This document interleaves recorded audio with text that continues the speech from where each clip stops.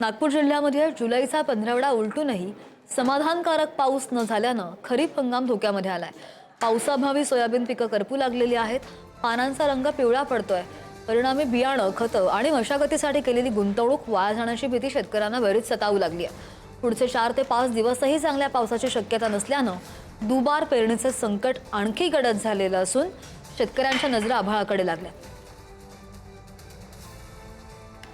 पावसाचं पुन्हा पुनरागमन होईल असा अंदाज जो आहे तो हवामान खात्याने वर्तवला होता। मात्र आता 15 जुलै निघून जाण्याच्या तयारीत असतानाही अजूनपर्यंत कुठेही पावसाचं आगमन होणार असल्याची चिन्हे नाहीये। हवामान विभागाचा जर विचार केला तर त्यांच्या म्हणण्यानुसार पुढील 4 ते 5 दिवस पुन्हा पाऊस पडण्याची कुठलीही शक्यता नाही, कारण कुठेही पाऊस पडण्यासाठी आवश्यक जी स्थिती असते ती स्थिती कुठेही तयार झालेली नाही। त्यामुळे पाऊस पडण्याची शक्यता फार धुसर असल्याचं हवामान विभागाचं म्हणणं आहे। तर दुसरीकडे शेतीचा विचार केला तर शेतीमध्ये सध्या जी बियाणं पेरलेली आहेत त्यांना आजच नाही तर आत्ताच्या घडीला जे आहे ते पावसाची आवश्यकता आहे।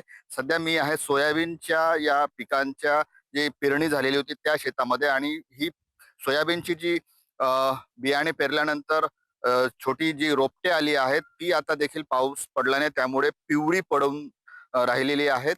आणि काही दिवस जर पाऊस पडला नाही किंवा काही तास पाऊस जर पडला नाही तर ही पिकं जी आहेत ती आता करपण्याची आणि पूर्णपणे ही पिकं जी आहेत ती वाया जाण्याची शक्यता निर्माण झालेली आहे। कारण पावसाची गरज जी आहे ती लगेच आहे। पावसाचा जो स्पेल आहे तो मोठ्या प्रमाणात झालेला आहे। 8 ते 10 दिवसांचा कालावधी उलटून गेलेला आहे आणि त्याचा परिणाम जो आहे तो आता या पेरलेल्या पिकांवर पडत असल्याचं दिसून येतं। त्यामुळे आता बळीराजा जो आहे तो चिंतेत आलेला आहे आणि त्याला आता पाऊस नाही आला तर दुबार पेरणीची शक्यताही आता नाकारता येत नाही। त्याच्यामुळे वेळीच काळजी घेणे आणि सरकार आता या शेतकऱ्यांच्या बाबतीत नेमकी काय पावलं उचलतात त्याकडे आता या शेतकऱ्यांचं लक्ष लागलेलं आहे। जितेंद्र शिंगाडे, पुढारी न्यूज, नागपूर।